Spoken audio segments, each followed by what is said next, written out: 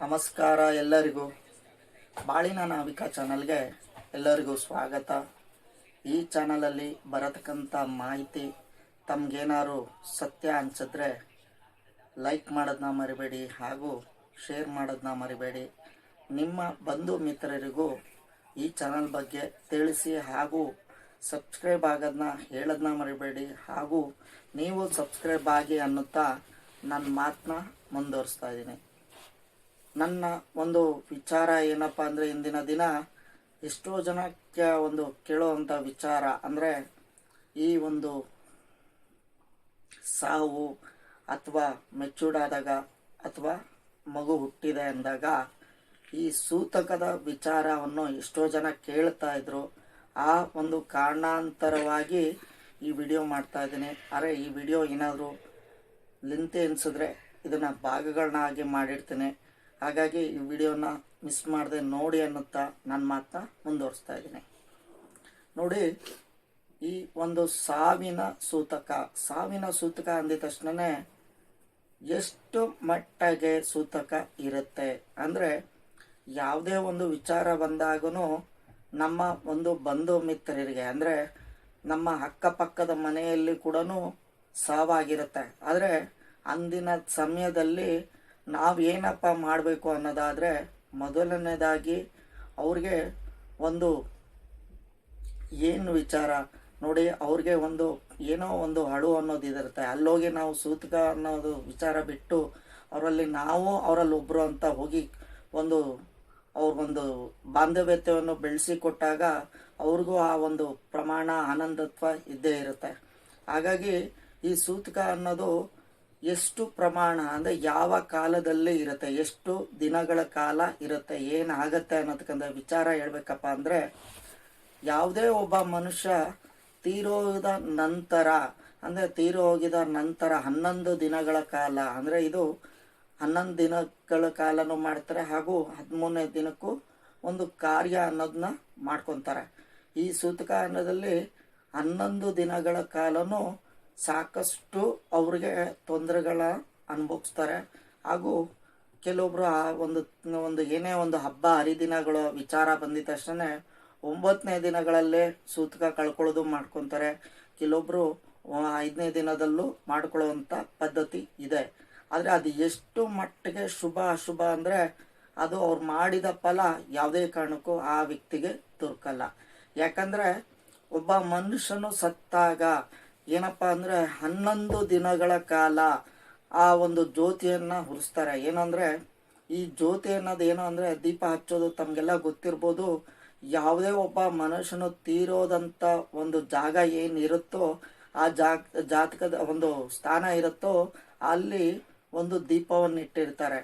ಅಥವಾ ನೀವು ಇನ್ನೊಂದು ನೋಡ್ಬೋವಂಥ ವಿಚಾರ ಏನಪ್ಪ ಅಂದರೆ, ಒಬ್ಬ ಮನುಷ್ಯನು ಒಂದು ಶರೀರ ಇದೆ ಅಂದರೆ ಆ ಭಾಗದಲ್ಲೂ ಒಂದು ದೀಪ ಅನ್ನೋದಿರುತ್ತೆ. ಯಾಕಂದರೆ ಅದೇ ದೀಪನೇ ಅವ್ರು ತೀರೋವಂಥ ಜಾಗಕ್ಕೆ ಅದನ್ನು ತೊಗೊಂಡೋಗಿ ಇಡೋವಂಥದ್ದು. ಆ ದೀಪನ ಯಾವುದೇ ವ್ಯಕ್ತಿ ಒಬ್ರೊಬ್ರಲ್ಲಿ ಒಂದೊಂದು ಪದ್ಧತಿ ಇದೆ. ಅಂದರೆ ಕೆಲವೊಬ್ಬರಲ್ಲಿ ಸುಡೋವಂಥ ಪದ್ಧತಿ ಇದೆ, ಕೆಲವೊಂದು ಜಾಗದಲ್ಲಿ ಉಣುವಂಥ ಪದ್ಧತಿ ಇದೆ. ಆದರೆ ಅದು ಅವರವರ ಆಚರಣೆಗೆ ಬಿಟ್ಟಿದ್ದು. ಆದರೆ ಈ ಒಂದು ಆಚರಣೆಗೆ ಅಂತ ಬಂದಾಗ, ವಿಚಾರ ಬಂದಾಗ, ಏನೋ ಒಂದು ವ್ಯಕ್ತಿ ಒಂದು ಸುಟ್ಟಿದೋ ಏನೋ ಒಂದು ಆಗಿದೆ ಅಂದಾಗ ನೆಕ್ಸ್ಟ್ ಅವ್ರು ಬಂದು ಏನೋ ಒಂದು ಕಾರ್ಯವನ್ನು ಮಾಡ್ಕೊಂಡ್ಬಂದು ಅಂದರೆ ಆ ಒಂದು ಮಶಾಣಕ್ಕೆ ಹೋಗಿ ಬಂದ ನಂತರ ಆ ದೀಪ ಅನ್ನೋದನ್ನ ನೋಡ್ತಾರೆ. ಯಾಕೆ ಮುಂದೆ ನೀವು ಈ ದಿನ ನೀನು ಹೋಗಿದೆಯಪ್ಪ, ನಾನು ಬರ್ತೀನಿ ಅಂದರೆ ಒಂದು ಮುಂದಿನ ಒಂದು ದೃಷ್ಟಿ ನಮ್ಮದು ಇದೆ ಹಾಗಾಗಿ ಆ ಒಂದು ವಿಚಾರ ಬರುತ್ತೆ. ಆದರೆ ಈ ಸಾವಿನ ದೃಷ್ಟಿ ಬಂದಾಗ ನಾನು ಹೇಳಿದೆ ಅಂದರೆ 5ನೇ ಮನೆಯಲ್ಲಿ 9ನೇ ಮನೆ ದಿನಗಳಲ್ಲಿ ಒಂದು ಸೂತಕ ಕಳ್ಕೊಳ್ಳೋದು ಎಷ್ಟು ಶುಭ ಅಶುಭ ಅನ್ನೋದು. ಯಾಕಂದರೆ ಆ ಒಂದು ವಿಚಾರ ಬಂದಿದ ತಕ್ಷಣ ಇಲ್ಲಿ ನೋಡಿ, ನೀವೇನೋ ಒಂದು 9ನೇ ದಿನದಲ್ಲಿ ಕಾರ್ಯನೋ ಮಾಡ್ಕೊಂಡ್ರಿ, ಆದರೆ ಆ ಆತ್ಮ ನಮ್ಮ ಮನೆಯ ಬಿಟ್ಟು ಹೋಗ್ಲಿಕ್ಕೆ 11ನೇ ದಿನ ಆಗತ್ತೆ ಅಥವಾ 13ನೇ ದಿನ ಆಗುತ್ತೆ. ಆ ಒಂದು ಕಾರಣ ಪ್ರತಿ ದಿನದಂತೆ ಆ ದೀಪಕ್ಕೆ ಎಣ್ಣೆನ ಉರಿಸ್ತಾ ಬರ್ತಾರೆ. ಮತ್ತು ಎಷ್ಟೋ ಜನರು ಅಂದರೆ ಎಷ್ಟೋ ದಿನಗಳ ಕಾಲ ನಿಮಗೆಲ್ಲ ಗೊತ್ತಿರ್ಬೋದು, ಅಂದರೆ ಪ್ರತಿನಿತ್ಯದಂತೆ ಒಂದೊಂದು ಅಂದರೆ ಅವರವರ ಧರ್ಮಕ್ಕೆ ಸಂಬಂಧಪಡುತ್ತೆ, ಅವರವರ ಜಾತಿಗಳು ಸಂಬಂಧಪಡುತ್ತೆ. ಆದರೆ ಆ ಗರುಡ ಪುರಾಣವನ್ನು ಓದಿಸುವಂಥವ್ರು ಇದ್ದಾರೆ, ಹರಿಕಥಾ ಅಂದ್ರೆ ಒಂದು ಕಥೆಗಳನ್ನ ಓದಿಸುವಂಥವ್ರು ಇದ್ದಾರೆ ಅಂದಿನ ದಿನ. ಮತ್ತೆ ಈ 11 ದಿನಗಳಲ್ಲಿ ಒಂದು ಶುಚಿಯನ್ನು ಮಾಡಿ ಒಂದು ಕಾರ್ಯನ ಮಾಡೋದು ಇದೆ. ಆದರೆ ಮತ್ತೆ ಅವ್ರಿಗೆ ಬೇಕಾದಂತ ದಾನ ಧರ್ಮಗಳು ಕೂಡ ಮಾಡ್ತಾರೆ. ತಮ್ಗೆಲ್ಲ ತಿಳಿದಿರ್ಬೋದು, 11ನೇ ದಿನ ಸೂತಕ ಕಳ್ಕೊಳ್ಳುವಂತ ಸಮಯದಲ್ಲಿ ಬ್ರಾಹ್ಮಣರಿಗೆ ತಮ್ಗೆಲ್ಲ ಗೊತ್ತಿರ್ಬೋದು, ಏನೋ ಪಾತ್ರೆ, ಒಂದು ಮರ ಆಗಿರ್ಬೋದು, ಚಪ್ಪಲಿ, ಛತ್ರಿ, ಈ ರೀತಿಯಲ್ಲಿ ಚಾಪೆ, ಈ ರೀತಿ ಎಲ್ಲ ದಾನ ಕೊಡ್ತಾರೆ. ಏನು ಅಂದ್ರೆ ತೀರೋದಂತ ವ್ಯಕ್ತಿಗೆ ಇದೆಲ್ಲ ಒಂದು ಭಾಗ ಆಗ್ಲಿ ಅನ್ನೋ ಒಂದು ಕಾರಣಕ್ಕೆ. ಆ ಒಂದು ಕಾರ್ಯನ ನಾವು ಮಾಡಬೇಕು ಅನ್ನೋದಾದ್ರೆ ಇದು ಎಂದು ಮಾಡಬೇಕು, ನೀವು 9ನೇ ದಿನದಲ್ಲೇ ಮಾಡಿದ್ರೆ ಅದು ಅವ್ರಿಗೆ ಪೂರ್ಣ ಫಲ ಅಲ್ಲ. ಆದ್ರೆ ಯಾವ್ದಪ್ಪ ಅವರು ಪೂರ್ಣ ಫಲ ಅನ್ನೋದಾದ್ರೆ ಒಂದು 11ನೇ ದಿನ, 13ನೇ ದಿನ. ಆದ್ರೆ ಅನಿವಾರ್ಯ ಪಕ್ಷ ಅಂದ್ರೆ ಈ ಅನಿವಾರ್ಯ ಪಕ್ಷ ಎಂತಕ್ ಬಂತು ಅಂದ್ರೆ ಕೆಲವೊಬ್ರಲ್ಲಿ ಅಂದ್ರೆ ತಮ್ಗೆಲ್ಲ ತಿಳಿದಲ್ಲಿ ಈ ಸೂತಕ ಅನ್ನೋದು ಯಾರಿಗೆ ಬರುತ್ತೆ, ಒಂದು ಅಣ್ಣ ತಮ್ಮಂದಿರಿಗೆ ಬರುತ್ತೆ, ದ್ಯಾಯಾದಿಗಳಿಗೆ ಮಾತ್ರನೇ ಬರುವಂಥದ್ದು. ಆದ್ರೆ ಈ 11 ದಿನ ಸೂತಕ, ಹಾಗಾಗಿ ಅಷ್ಟು ದಿನಗಳ ಕಾಲನು ಒಂದು ನಮ್ಮ ಕುಲದೇವರಿಗೆ ದೀಪ ಅನ್ನೋದು ಹಚ್ಚಲ್ಲ, ದೀಪಾರಾಧನೆ ಬರಲ್ಲ. ಮತ್ತೆ ಈ ಒಂದು ದೀಪಾರಾಧನೆ ವಿಚಾರ ಬಂದಿದ ತಕ್ಷಣ 11 ದಿನ ಕಳೆದ ನಂತರ ಯಾವ ಮನೆಯಲ್ಲಿ ಯಾವ ವ್ಯಕ್ತಿ ತೀರೋಗಿರ್ತಾರೋ ಆ ವ್ಯಕ್ತಿಯ ಮನೆಯವ್ರಿಗೆ 1 ವರ್ಷದ ಕಾಲ ಯಾವುದೇ ತರದ ಹಬ್ಬ ಹರಿದಿನಗಳು ಬರಲ್ಲ, ಮತ್ತೆ ಯಾವುದೇ ತರದ ಒಂದು ಶುಭ ಕಾರ್ಯಗಳು ಬರಲ್ಲ. ಆದ್ರೆ ಆ ಮನೆಯಲ್ಲಿ ಅವರ ತಂದೆಯೋ ತಾಯಿಯೋ ತೀರೋಗಿದ್ದಾರೆ ಅಂದ್ರೆ ಆ ಮನೆಗೆ ಒಂದು ಮದುವೆ ಸ್ಥಾನ ಅನ್ನೋದು ಬರುತ್ತೆ. ಹಾಗಾಗಿ ಆ ಶುಭ ಕಾರ್ಯ ಒಂದೇ ಅವ್ರು ಮಾಡೋದು. ಆದ್ರೆ ಈ ಯುಗಾದಿ ಹಬ್ಬ ಬಂತಪ್ಪ ಹಾಗೂ ಒಂದು ಹುಟ್ಟಿದ ಹಬ್ಬ ಬಂತಪ್ಪ ಅಂದಾಗ ಅದು ಯಾವುದೇ ಕಾರಣಕ್ಕೂ ಮಾಡಲ್ಲ.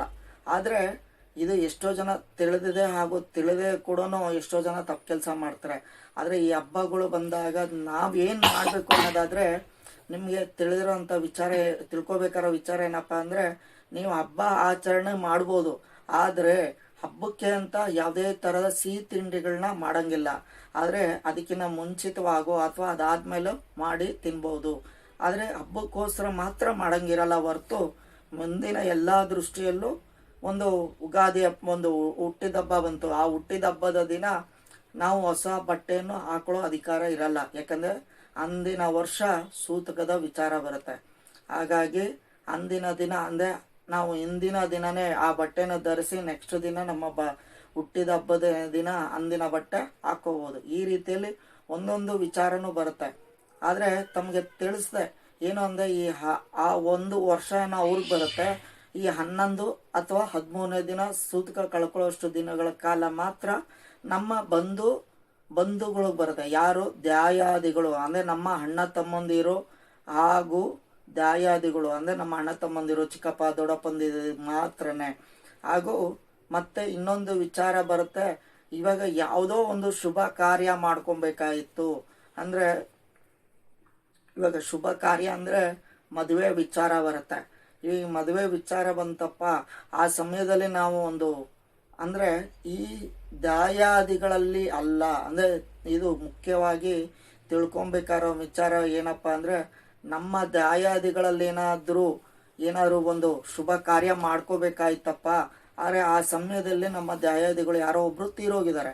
ಆದ್ರೆ ಹೇಗೆ ಒಂದು ಮದುವೆ ವಿಚಾರ ಅಂದಾಗ ಆ ಒಂದು ವರ್ಷ ನಾವು ಬಿಡ್ಬೇಕಾ ಇಲ್ಲ 11ನೇ ದಿನ ಬಿಡ್ಬೇಕಾ ಅನ್ನೋದಾದ್ರೆ, 11ನೇ ದಿನ ಬಿಡೋದು ಉತ್ತಮ.